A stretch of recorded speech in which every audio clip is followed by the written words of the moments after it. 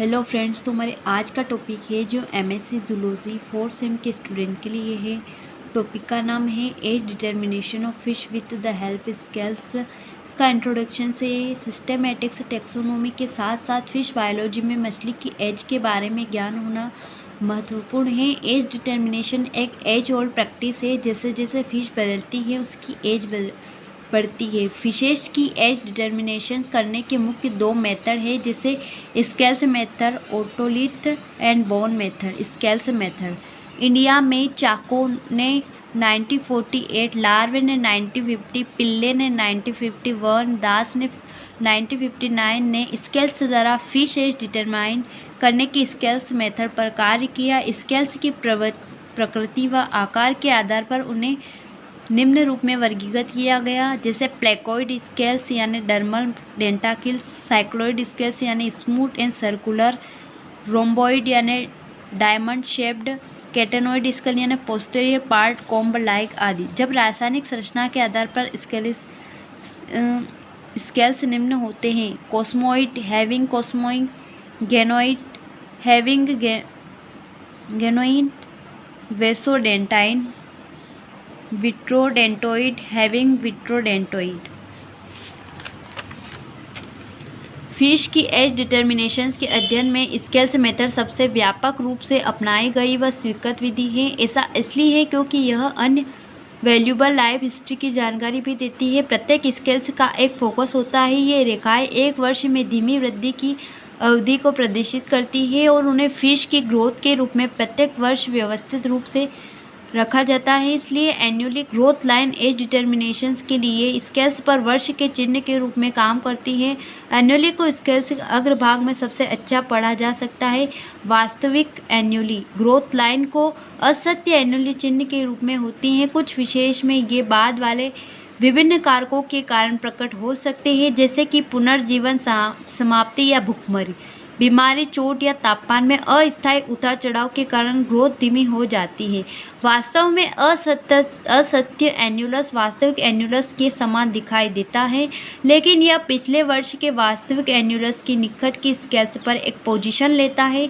सामान्य वृद्धि के मामले में अगले वर्ष हेतु सामान्य एन्युलस दिखाई देगा।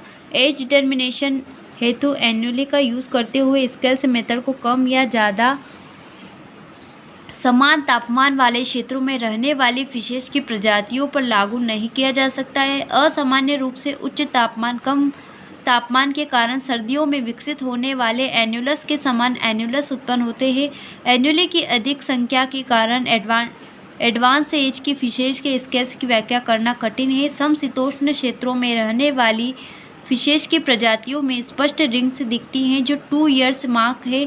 ऐसा इसलिए है क्योंकि वर्ल्ड के उत्तरी व दक्षिणी महाद्वीपीय भागों में ऐसे सभी क्षेत्रों में कम वृद्धि की अवधि वर्ष में केवल एक बार होती है और 2 मौसम, गर्मी तेज विकास की अवधि और सर्दी धीमी वृद्धि की अवधि या कोई वृद्धि नहीं होती।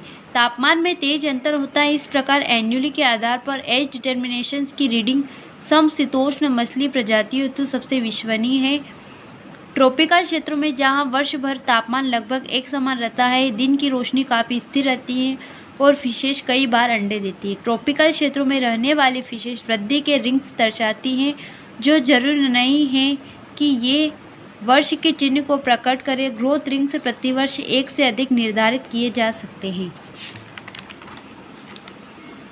कभी कभी असामान्य वृद्धि पैटर्न्स द्वारा एन्युअली का निर्माण विकृत हो सकता है। इस तरह मछली की प्रजातियों के सामान्य स्टैंडर्ड्स ग्रोथ पैटर्न के साथ परिणाम की जांच और तुलना आवश्यक है। Cycloid scale method age determination की एक विधि है जो कई फिशेज जैसे कार्पस, सैल्मन, हेरिंग्स आदि हेतु निश्चित की उचित डिग्री के साथ लागू होती है। एक व्यक्ति को अपना एज ग्रुप निम्नलिखित तरीके से सौंपा जाता है: procedure for age determination by scales annually counting.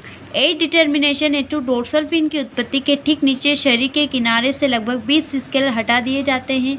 Soft रे वाले फिन स्केल्स को लेटरल लाइन के ऊपर के क्षेत्र से लिया जाता है, लेकिन बैकबोन वाले फिन्स में लेटरल लाइन के नीचे स्थित स्केल को प्राथमिकता दी जाती है। एज डिटर्मिनेशन हेतु अस्थायी तथा स्थायी माउंट किया जा सकता है। साफ किए गए स्केल्स के अस्थायी माउंट को गीला या सूखा बनाया जाता है। माउंट सबसे अच्छे होते हैं जब स्केल्स को दो स्लाइड के बीच कुछ समय हेतु रखा जाता है ताकि उन्हें पूरी तरह से सपाट बनाया जा सके। गीली प्रक्रिया में ग्लिसरीन में स्केल्स की माउंटिंग शामिल है। परमानेंट माउंट 2 मेथड से किए जाते हैं। इम्प्रेशन मेथड, इस विधि में सूखी मछली के स्केल्स अनट्रेडेड सेल्यूलोज एसीटेट पर स्ट्रॉन्ग प्रिजर्व से प्रभावित होते हैं। कभी कभी हल्के दबाव एसीटोन के साथ प्लास्टिक की सतह को नरम करने के बाद ही वंचित होता है, जो एन्युलेशन को गिरने में सहायक होते हैं। माउंटिंग मीडिया मेथड, कभी कभी माउंटिंग मीडिया का उपयोग करके मछली के स्केल्स की प्रिपरेशंस की जाती हैं। आसानी से प्राप्त माउंटिंग मीडिया जिनका उपयोग स्केल्स के वॉल माउंट हेतु किया जाता है। सेकेंड है ओटोलिट एंड बोन मेथड, बिना स्केल्स वाली फिशेस में यह विधि अधिक उपयोगी है। फिशेस के इंटरनल ईयर में ओटोलिट पाई जाती है जो एन्युलेशंस निर्मित करती हैं। इसे ईयर स्टोन भी कहते हैं। एन्युलेशंस CaCO3 के जमाव से बनते हैं। ये एन्युलेशंस फिशेस की एज से संबंधित एन्युलेशंस को देखकर फिशेस की एज डिटरमाइन की जा सकती है।